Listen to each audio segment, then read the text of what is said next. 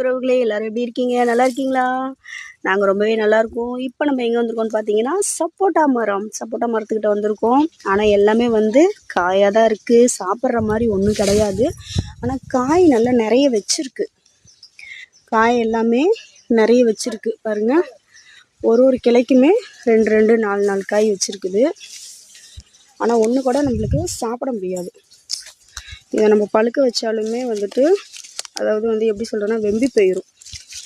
ஆனால் இது செடியிலே இருந்து நல்லா பழுத்துச்சுன்னா அருமையாக இருக்கும். இந்த மரத்து பழம் செம்ம சூப்பராக இருக்கும், இனிப்பாக இருக்கும். நாங்கள் வருஷம் பொங்கல் தீபாவளிக்கு வரும்போது எல்லாமே இவர்கிட்ட தான் வந்து சப்போட்டா பழம்லாம் வாங்கிட்டு போவோம். சூப்பராக இருக்கும். ஆனால் பொங்கலுக்கு என்னன்னு தெரில, சாப்பிட முடியல நம்மளுக்கு, ஏன்னா காயாக இருக்குது. ஓகே ப்ரோலி, அடுத்த லீவுக்கு வரும்போது இந்த மரத்தோட பழத்தை சாப்பிட்டே ஆகணும்.